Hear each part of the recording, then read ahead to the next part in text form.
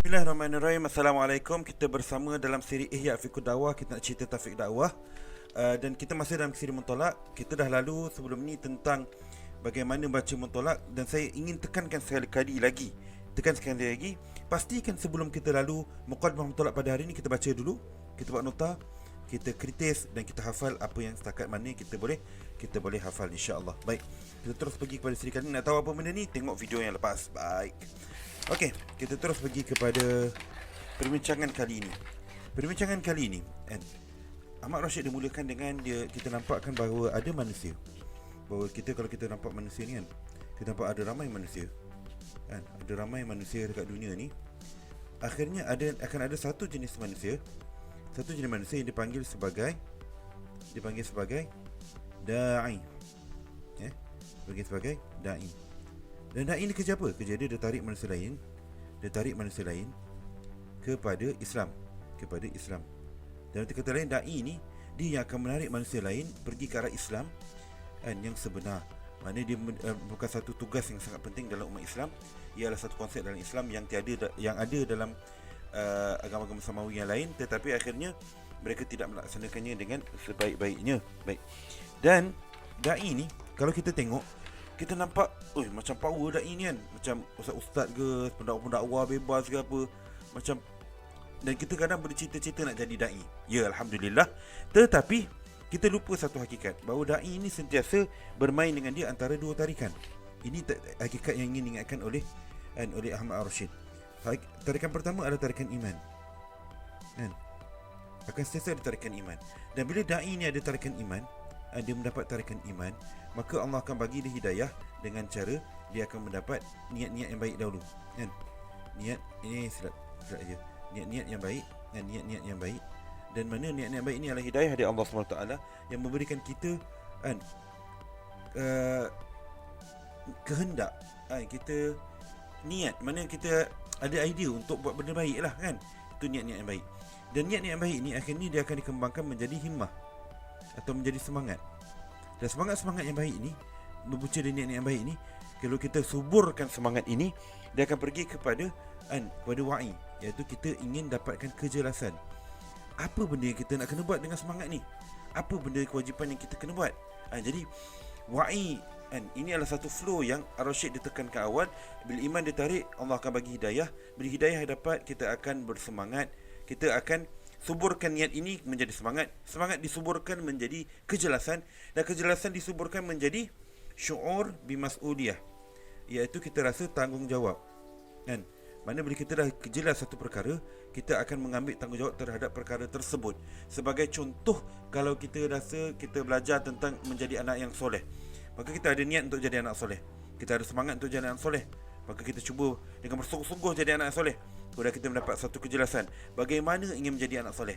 Terus kita mendapat tanggungjawab menjadi seorang anak yang soleh. Begitu juga dengan dakwah.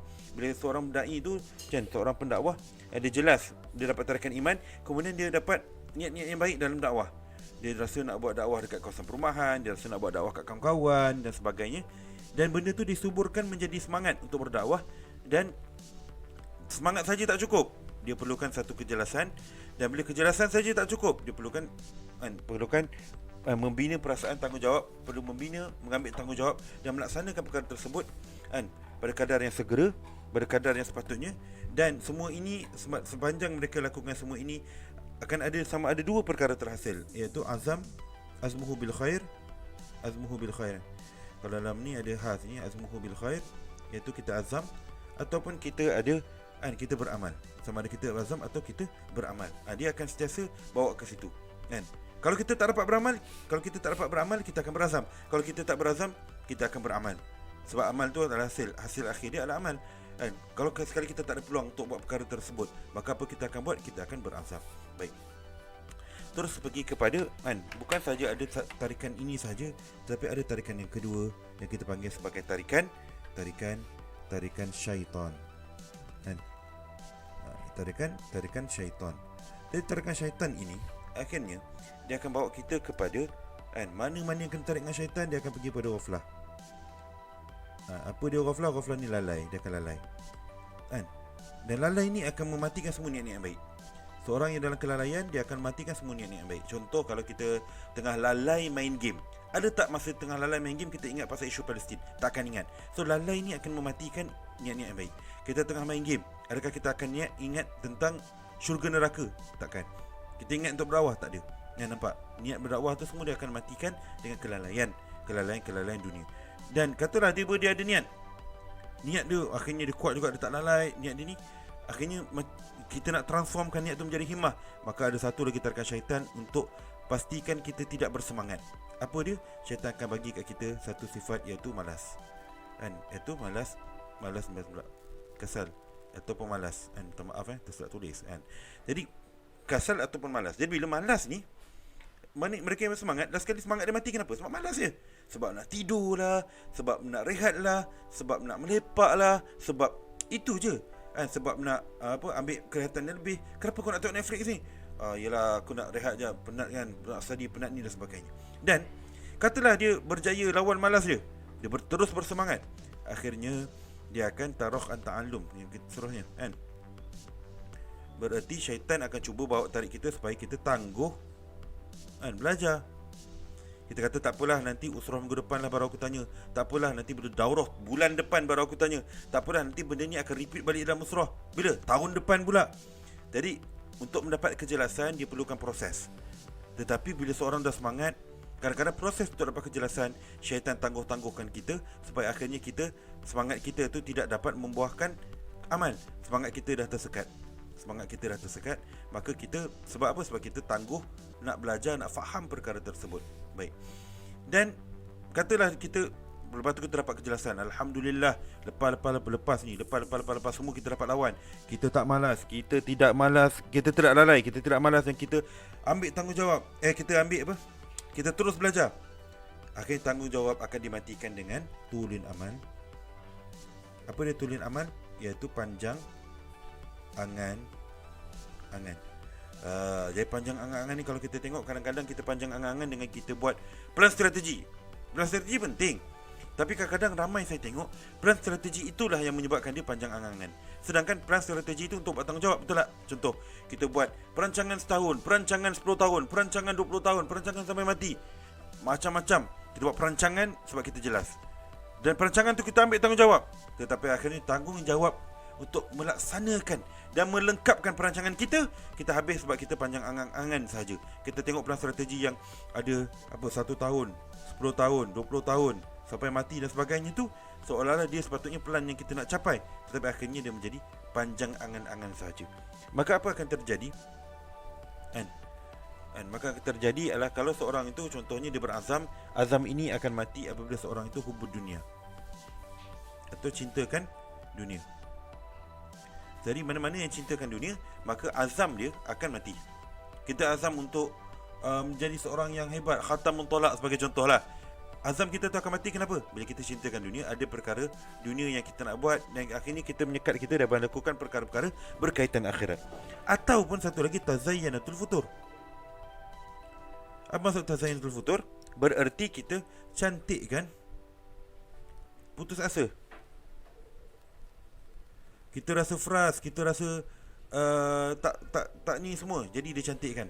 Contoh, kita tengah beramal sekali sebab ada tergaduh dengan seorang sahabat kita, habis kita terus rasa macam tak apalah, aku merajuk, aku dizalimi dan sebagainya. Sedangkan amal kena berjalan.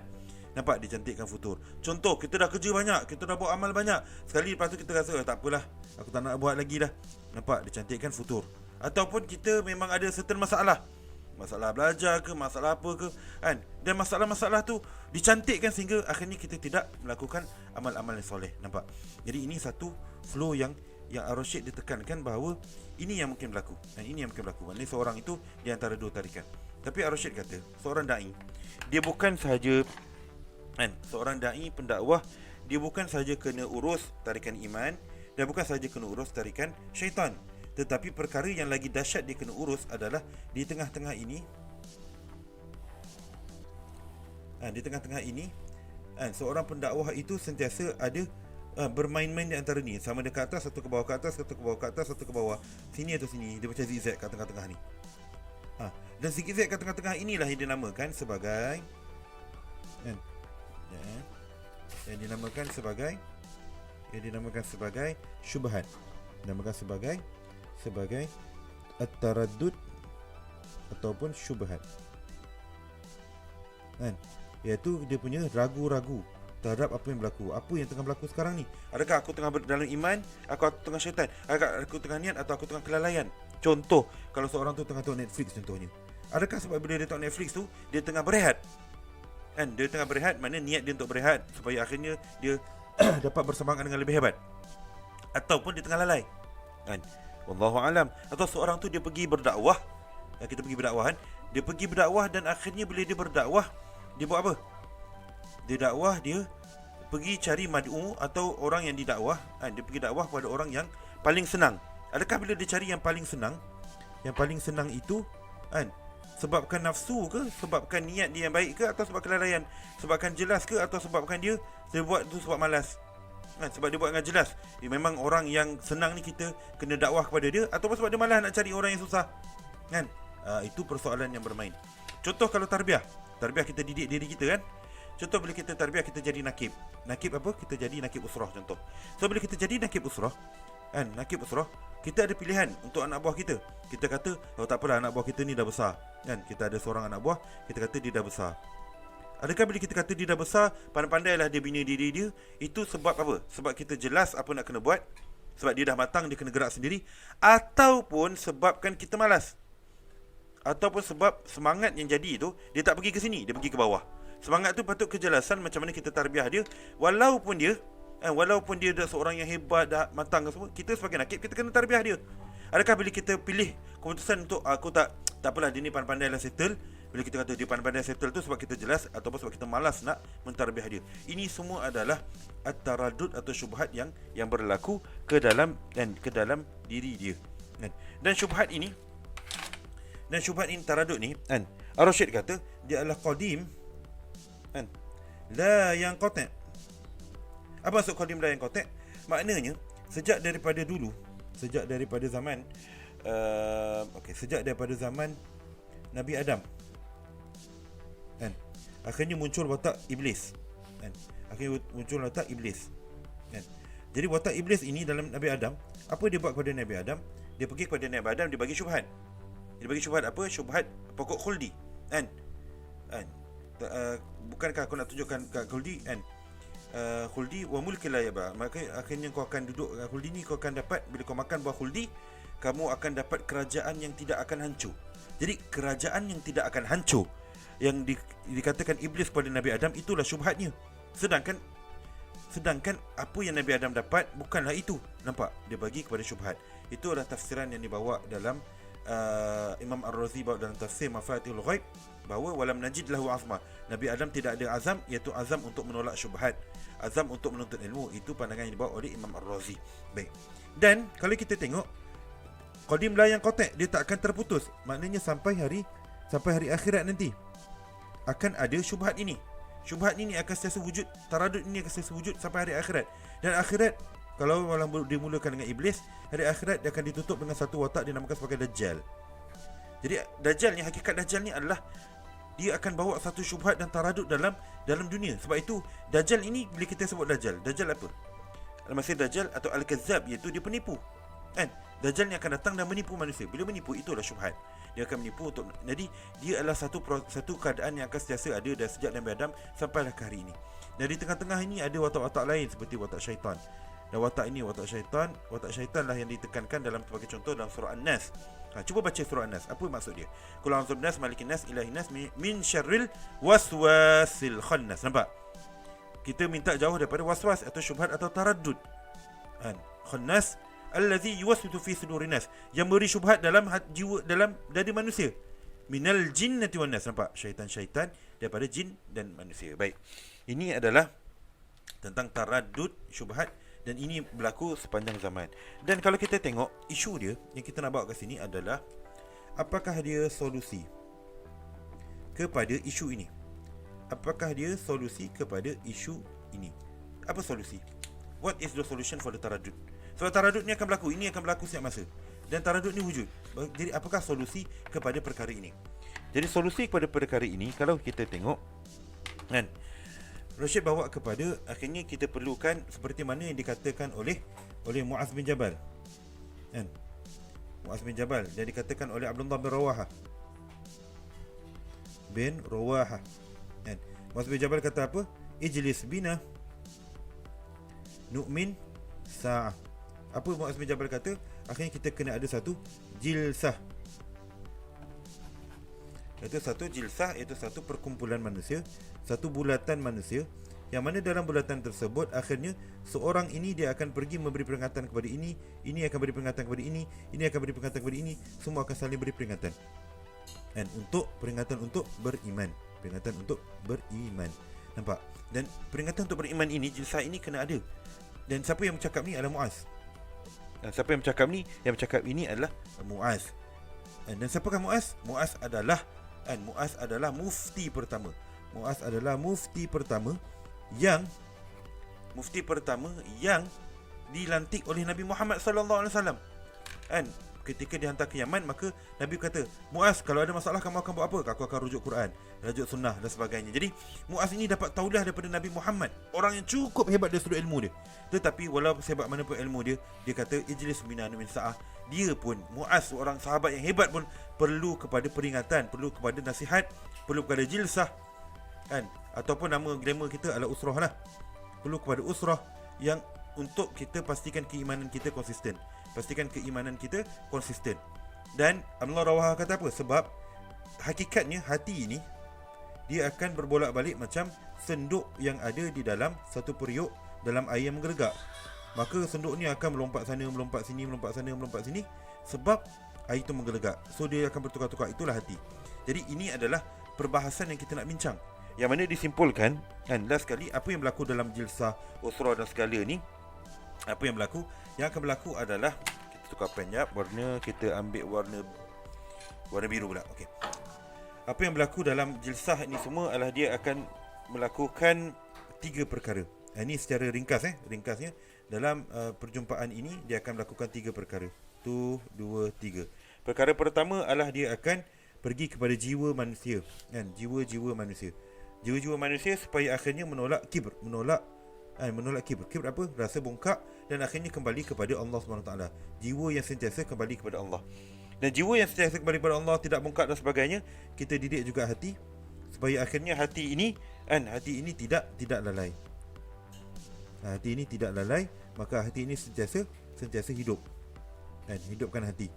Jiwa yang akhirnya dapat dengan Allah, hati yang ini, dan kita pergi kepada bincang tentang ilmu, kan, plus iman.